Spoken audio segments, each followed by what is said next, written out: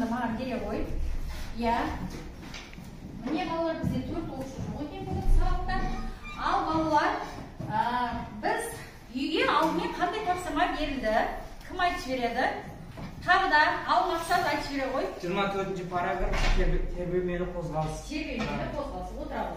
Ал сабақты бастамас бұрын балалар, біз алдымен сыныпты топтастырып біріктіріп алайық. Кәні біз математикалық сандар арқылы бірліктер, ондықтар, жүздіктер арқылы топқа бөлінеміз. Келіп мына жерден кеспе қағаздарды ала қойыңдар. Ал балалар жақсылап бөлініп алса, енді сабағымызды бастайық балалар.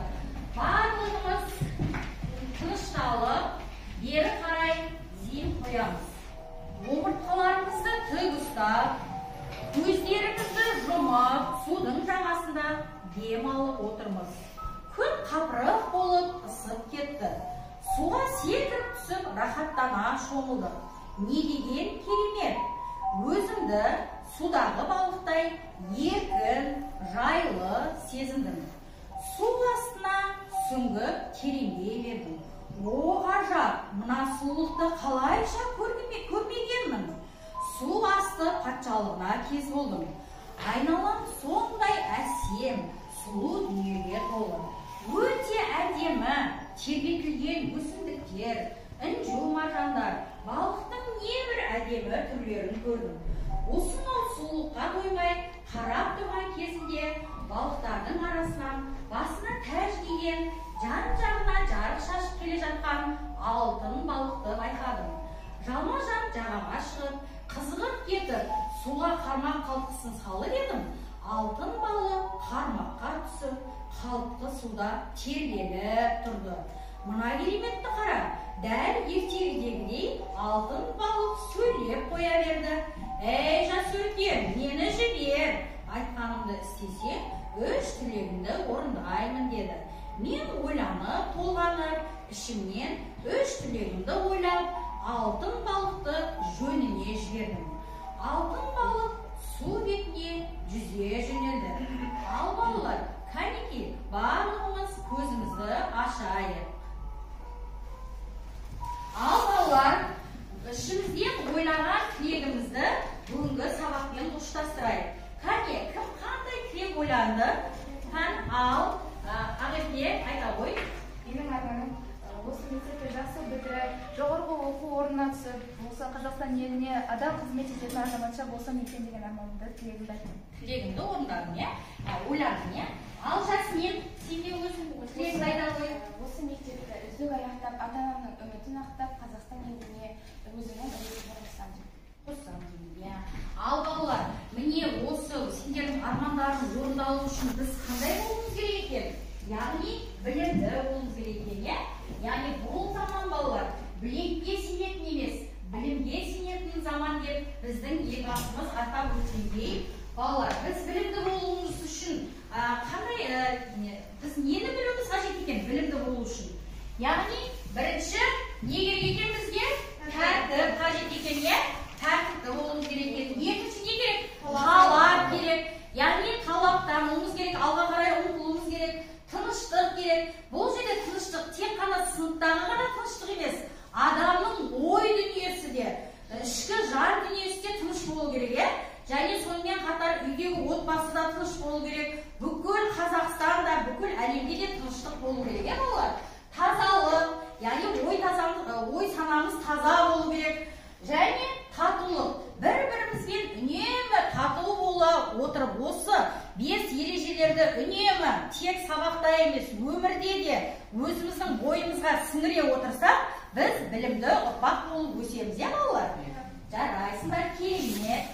Ал енді балалар, біздің бүгінгі сабағымыз, яғни үйге берген сабақ бізге тербелмелі қозғалыс. Бұл 2 сабаққа арналған сабақ. Сондықтан осы сабақты 2 сабақ ретінде өтеміз. Сабақтың тақырыбы тербелмелі қозғалыс, яғни практикалық жұмыс.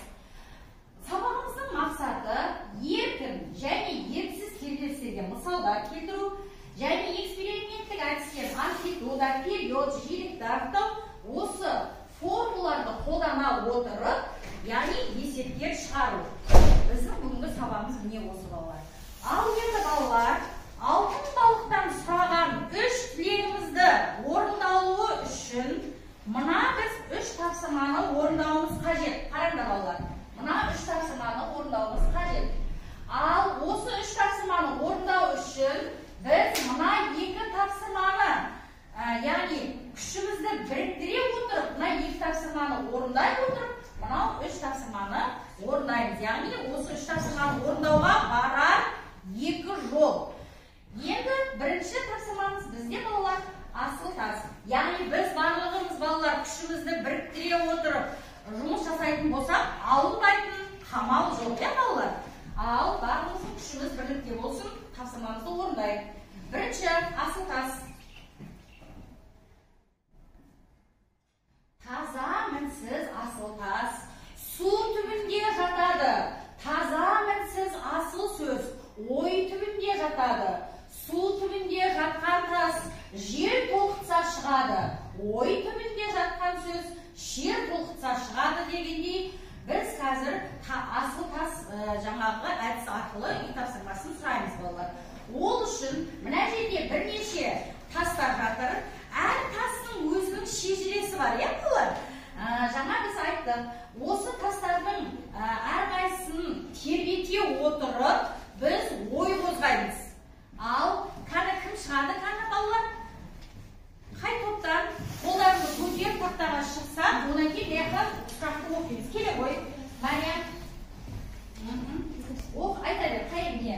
Бірінші, тербелмелі қозғалыс дегеніміз не? Айта бер. Уақыт өтуімен период түрде қайталанып отыратын қозғалыс тербелмелі қозғалыс деп аталады. Иә, дұрыс, өте жақсы, керемет. Отыра ғой. Келесі балаларым, ал келе ғой. Қасиет келе жатыр. Мария өте жақсы. Ал сұрақты айта бер, момент. Иә, қандай тербелістер? Екі тербеліс, айта бер. Дене кепелден өтпейінен шыққан соң, жерде ішкі күштер әсерін болатын тербелістерін еркін тербелістер атаймыз. Иә, еркін тербелістер. Ал балалар, міне осы сұрақтарды жауап бере отырып, біз қазір анықтамалармен танысып алдық, яғни асыл тастардың қасиеттерін білдік. Енді балалар, бізде келесі тапсырмамыз, бұл бірінші тапсырманы жақсы орындап шықтық балалар.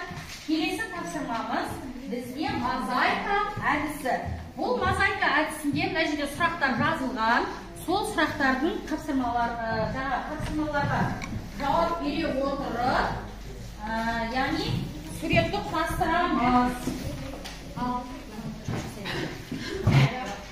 Ал, айта беріңіз. Бастай беріңіз.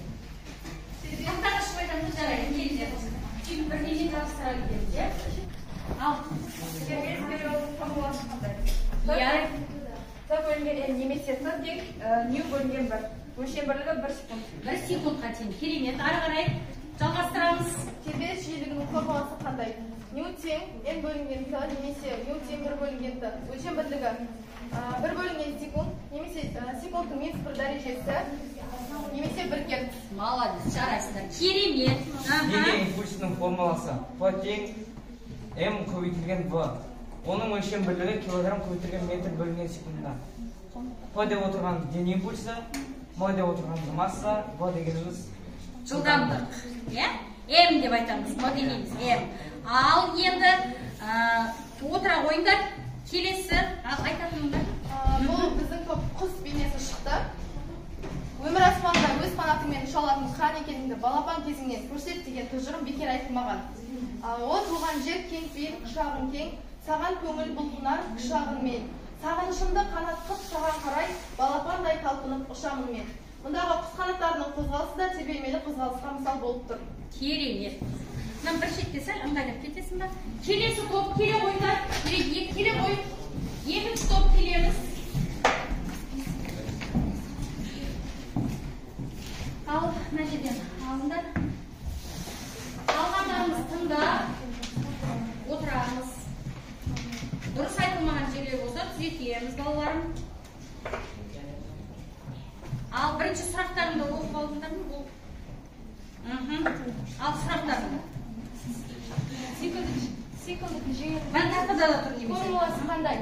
Омега тең 2 пи көбейтілген нью, ал оның өлшемділігі радиан бөлінген цикл. Я циклдық жиіліктің формуласы және өлшем бірлігі. Дұрыс. Ары қарай. Күш импульсінің формуласы қандай? Формуласы F көбейтілген тек, яғни күш көбейтілген уақыт. Қайсысын екісін қайттың? Күш импульсінің формуласы. Я, дұрыс. Өлшем бірлігі Ньютон көбейтілген секунд. Жарайсың. Үшінші сұрақ, амплитуда қандай әріппен белгіленеді және де өлшем бірлігі қандай? Амплитуда А немесе X әріппен белгіленеді, өлшем бірлігі метр. Ал қандай кескін шықты? Сағат. Сағат дегеніміз тербеліс заңы.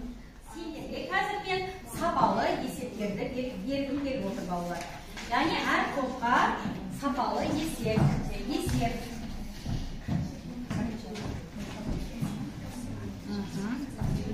Ал мына үш топқа тез өздеріңіздің ойларыңызды айтамыз.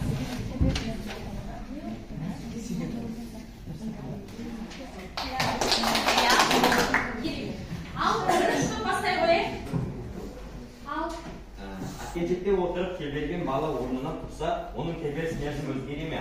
Я, тербеліс мерзімі өзгереді. Яғни тербеліс мерзімі кемейді. Я, дұрыс, отырамын. Ал келесі екінші топ. Ал жалғастырамыз. Екінші топ. Бірінші сұрақтарды оқи отырды. Қопарылыс тербелген терезі шиналарын қирайды. Неге? Қопарылыс кезінде тербеліс болады. Яғни тербелістің әсерінен терезе шиналар қалады. Яғни резонанс құбылысының әсерінен береді. Келесі. Төменде аталған қозғалыстардың қайсы механикалық тербеліс болып табылады? Үн шығарушы гитара және домбыра шегін қозғалысы. Қайсысы тербеліс болып табылады? Бұл екі тербеліске жатады. Қайсысы? Үн шығарғыш гитара және домбыра шегін қозғалысы. Яғни мына бір жыр шумағына көңіл аударайықшы. Домбыраның дауысын шығаратын қос ішектің ырғақты тербелісі, шанағы оның кәдімгі резонатор, ойлап тапқан бабамның зерделісі деп. Яғни осы гитараның да, домбыраның да дауысы тербеліске мысал болады екен. Дұрыс, керемет, ары қарай жалғастырамыз. Атылған оқ неге ысқырып ұшады? Ұшқан оқ ауаны кіріп өткенде оны тербетеді. Осыдан ысқырған дыбыс шығады. Жұмысқа жұмылдыра отырып есеп шығарамыз. Мен сендерге қазір тапсырмаларды беремін. Осы тапсырма бойынша есептермен жұмыс жасаймыз. Алдымен берілгеннен тапсырайық қазір. Сендерге ыңғайлы ма осылай? Өздеріңе ыңғайлы жағдайда.